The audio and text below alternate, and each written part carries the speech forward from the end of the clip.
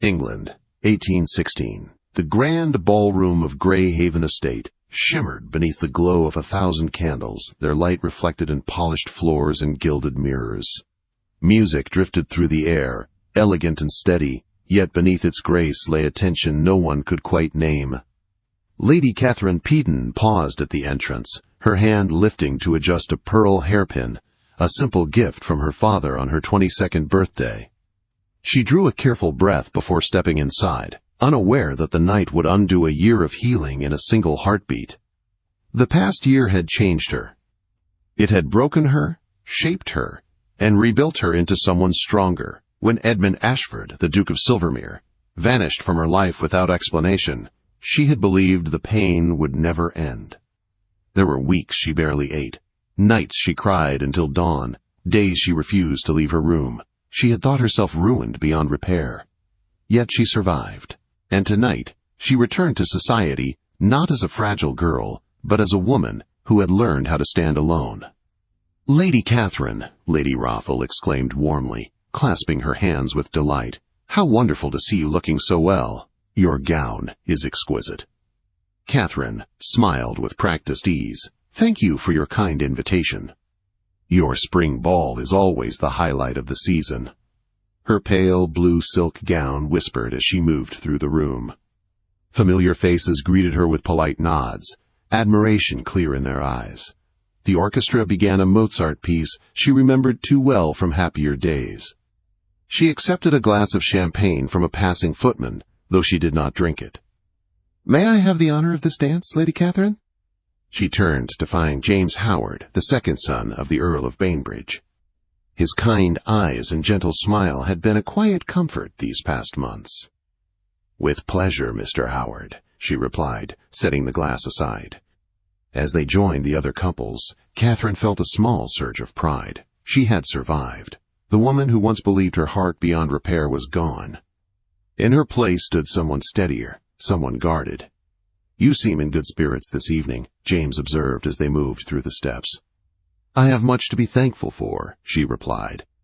She had just completed a turn when the music faltered, or perhaps it only seemed so.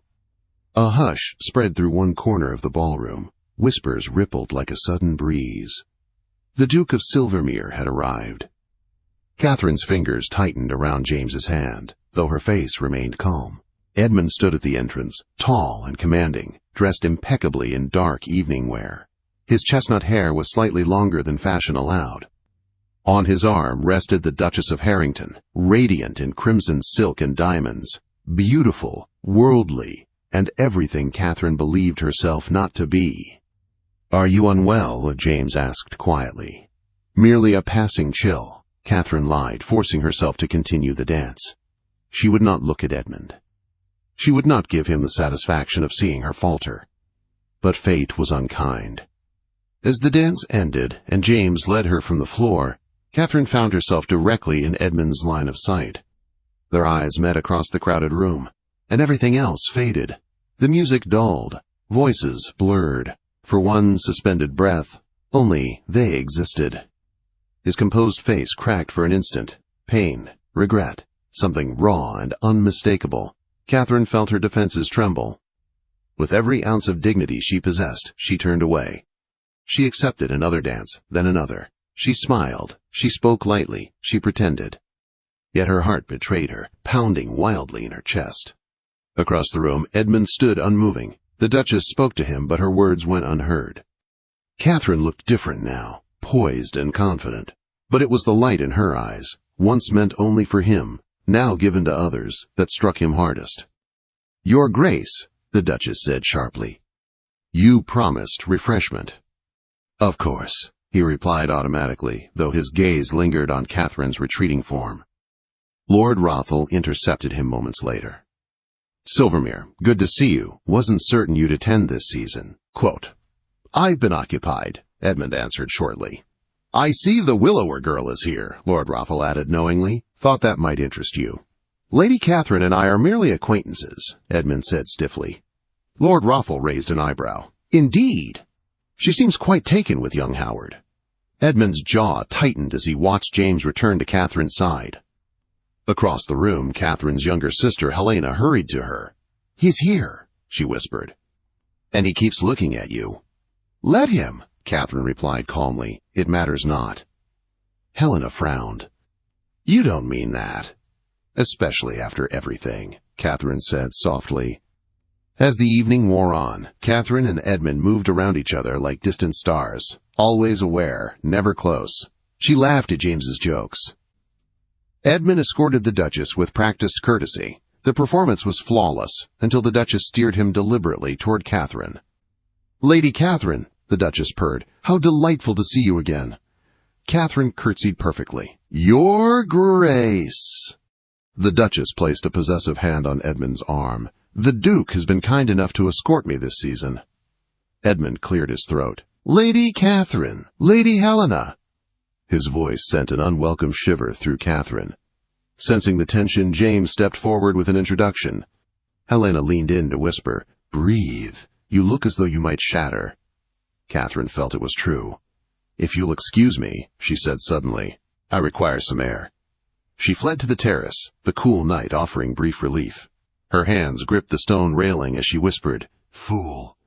A year of healing undone in a single glance. She did not hear the door open. "Catherine." She closed her eyes, then turned with composure. "Your Grace. I believe your companion is waiting. I needed to speak with you." After a year of silence, she laughed bitterly. "I think not." "Please," he said, and something in his voice made her pause. "What could you possibly say?" He ran a hand through his hair. "I wish to inquire after your well-being." "My well-being?" Her composure cracked. "You vanished without a word." "I know I have no right," he said quietly, "but I have thought of you often." "How flattering," she replied coldly. "You have changed," he murmured. "Yes," Catherine said, "I have." Silence pressed between them. "The Duchess appears a suitable match," Catherine said at last. "I wish you happiness." "We are not engaged," Edmund said quickly. "It matters not," she replied, turning away. As she passed, he caught her wrist gently. The first touch in a year sent shock through them both. "Catherine," he said, voice rough, "I made a terrible mistake." "Yes," she answered softly. "You did." She pulled free and returned to the ballroom, leaving Edmund alone with the weight of his regret, unaware that this unfinished moment would soon demand a reckoning neither of them could escape. The morning after Lady Rothel's ball dawned grey and still, as though London itself were holding its breath. Catherine sat in the morning room of the Peaton townhouse, her teacup untouched before her. Helena stood near the window, unfolding the latest society paper with far too much interest. "Lady Catherine Peaton has returned triumphantly to the season," Helena read aloud, unable to hide her amusement. Her appearance at Lady Rothel's ball drew many admirers, including the eligible Mr. James Howard. Catherine closed her eyes briefly. "They never tire of speculation." Helena continued, her tone sharpening. Also in attendance was the Duke of Silvermere, escorting the Duchess of Harrington. Observers noted a curious tension when former acquaintances encountered one another. "Vultures," Catherine muttered. "Every last one." Helena folded the paper and studied her sister. "What did he say to you on the terrace?" "Nothing of consequence." Helena raised an eyebrow. "It did not look like nothing." Before Catherine could answer, the butler entered, carrying a silver tray. "A delivery for you, my lady." Upon it rested a small package wrapped in brown paper tied with string, accompanied by a sealed note. Catherine's breath caught as she recognized the handwriting. Elegant, decisive, Edmund. "Shall I open it?" Helena asked eagerly. "No," Catherine said quickly, taking the package. "That will be all." Once alone, she broke the seal. "Catherine, words cannot express my regret for the pain I caused you. Please accept this not as recompense, which I know is impossible, but as a symbol of a truth I was too cowardly to face. Yours, though I have no right to be, Edmund." Her fingers trembled as she unwrapped the parcel. Inside lay a small, leather-bound book of poetry, the very collection they had once discussed during long walks in Hyde Park. A pressed forget-me-not marked a familiar page. Helena sighed dreamily. "How terribly romantic." "It changes nothing," Catherine said firmly, though she placed the book carefully in her desk drawer instead of discarding it. That afternoon, James Howard called. His manner was polite, yet uncharacteristically nervous. "I will speak plainly," he said. "I admire you greatly. I know your heart has known disappointment. I ask only that you do not dismiss the possibility of something steadier." Catherine felt a tightening in her chest. James was everything Edmund had not been: kind, open, safe. "You honor me," she said honestly, "but I cannot encourage hopes I am uncertain I can fulfill." James nodded with quiet dignity. "Then we remain friends. Perhaps time will decide the rest." That evening, Catherine's father summoned her to his study. His expression was grave. "The Duke of Silvermere visited today," he said. Catherine stiffened. "And what did he want?" "He asked my permission to court you properly." Her disbelief was sharp. "After abandoning me without a word?" "I reminded him of that," her father replied. "And I cautioned him that you are no longer unguarded." "What did you tell him?" "That the decision was yours." The following evening, at a musical gathering in Mayfair, Edmund appeared again, this time alone. Catherine felt his presence before she saw him. Their eyes met briefly across the room, and she looked away. The Duchess of Harrington approached Catherine shortly after, her smile sharp as glass. "You've been much discussed of late." "I imagine so," Catherine replied coolly. "Do not misunderstand," the Duchess said softly. "Edmund's attention toward you is nothing more than nostalgia." "Then you need not concern yourself with me," Catherine answered evenly. The Duchess's composure cracked for a moment. "He will be mine." Before Catherine could respond, Edmund appeared. His gaze fell to where the Duchess's hand gripped Catherine's arm. "Is there a problem?" he asked quietly. Moments later, Catherine escaped to the library, heart racing. Edmund followed. "I went to your father," he said urgently. "I must explain." "Explain what?" Catherine demanded. "That you disappeared because you cared too deeply?" "I cannot tell you everything yet," he said, "but I swear I left to protect you." Her laughter was bitter. "Protection that nearly destroyed me." Before he could respond, James Howard entered, concern etched on his face. Catherine seized the moment to leave. Yet curiosity gnawed at her resolve. 2 days later, she met Edmund in Hyde Park. There, beneath a quiet sky, he told her the truth. Of his father's suspicious death, of a powerful man he believed responsible, of threats, of danger, of the reason he pushed her away. She listened in stunned silence. "You should have trusted me," she said at last. "I know," he replied, "and I will regret that choice all my life." He showed her proof. Letters. Records. Evidence of betrayal and crime. For the first time, Catherine saw not a heartless duke, but a man haunted by fear and guilt. "I believe you," she said finally, "but trust is harder than belief." "I will earn it," he vowed. Days later, Edmund invited her family to his country estate. Catherine hesitated, then agreed. She needed to see who he was beyond words. At Silvermere Court she saw a different Edmund, a man devoted to his tenants, a steward of his land, compassionate, tireless, honest. Each day softened her anger, each evening chipped away at her defenses. Yet danger loomed. The man Edmund had exposed was on trial. Accusations flew. The Duchess circled like a wounded predator. When news arrived that the trial demanded Edmund's presence in London, the fragile peace shattered. As they prepared to return, Catherine stood alone by the lake, watching the water ripple in the fading light. She knew the hardest test was still ahead. Trust, once broken, demanded more than explanations. It demanded courage. And she was no longer certain which frightened her more. Trusting Edmund again, or walking away forever. The answer awaited her in London, along with truth still unspoken, choices yet to be made, and a heart that refused to be silent. London welcomed them back with noise, curiosity, and sharp eyes that missed nothing. The moment Catherine's carriage stopped before the Peaton townhouse, she knew society had already decided her fate for her. Whispers followed her everywhere. Invitations arrived daily. Every hostess wanted her present, especially if the Duke of Silvermere might also attend. The trial dominated conversation. Edmund spent long hours with his solicitors, and in court, his face drawn with strain. Catherine saw him only briefly between obligations, yet each meeting carried a quiet intensity. They spoke little of feelings. Words felt too fragile now. Everything rested on what came next. The verdict arrived on a clear morning. Guilty. Victor Herov was condemned for fraud and embezzlement, his sentence long and final. Later that same day, Edmund sought Catherine out, his composure barely holding. "There was more," he said quietly as they walked through the park. "New testimony. My father's death was no accident." Catherine stopped.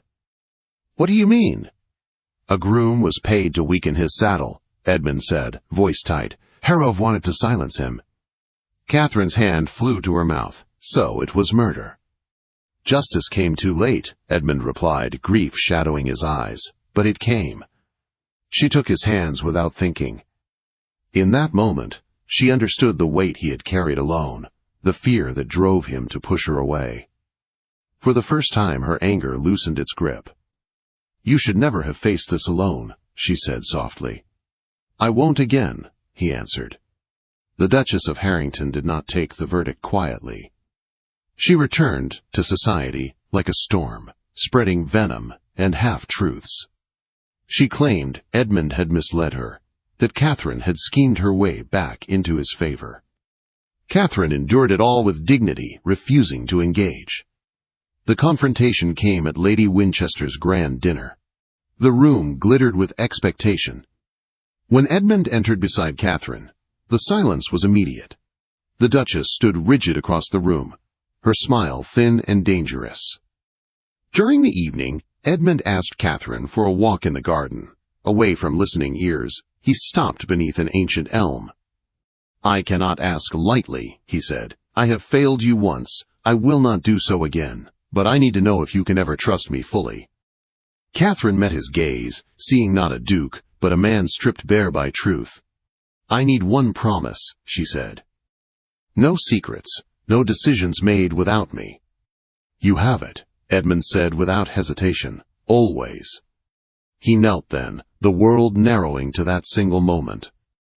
He opened a small velvet box, revealing a sapphire ring that caught the moonlight. "Catherine Elizabeth Beaton," he said steadily, "I loved you when I had no courage to protect that love properly. I love you now with honesty, humility, and every intention of standing beside you. Will you be my wife?" Tears blurred her vision, but her voice did not waver. "Yes, I will." Joy broke through him like sunlight after a storm. When he rose, she rested her forehead against his, the past finally loosening its hold. The announcement the following evening sent society into delighted chaos. Congratulations poured in. Smiles turned knowing. Even the most skeptical conceded defeat. James Howard came to her quietly. "I wish you happiness," he said sincerely. "You have chosen with your whole heart." "Thank you," Catherine replied, emotion thick in her voice. "You helped me find my strength." He bowed and walked away with grace, leaving no bitterness behind. The wedding took place at Silvermere Court in autumn, beneath golden trees and clear skies. The estate gathered to celebrate, tenants and nobility alike. Catherine walked toward Edmund without fear this time, her steps steady, her heart certain. Their vows were simple, honest, earned. Years passed. Silvermere Court flourished under their shared care. A school rose near the village. A small hospital followed, laughter-filled halls once quiet. Children's footsteps echoed where sorrow once lived. One morning, Catherine found Edmund in the nursery, holding their infant son, while their daughter proudly presented a wooden horse. "For him," she explained seriously, "so he can ride one day." Edmund accepted it with solemn gratitude. Catherine watched them, her heart full beyond measure. Love had tested them, pain had shaped them, trust had been rebuilt not through promises, but through choice. That evening, as they stood together overlooking the lake, Edmund drew her close. "I choose you," he said softly. "And I choose you," Catherine answered, as she always did. Not because the past was perfect, but because together they had learned how to face it. And that, she knew, was the truest kind of love.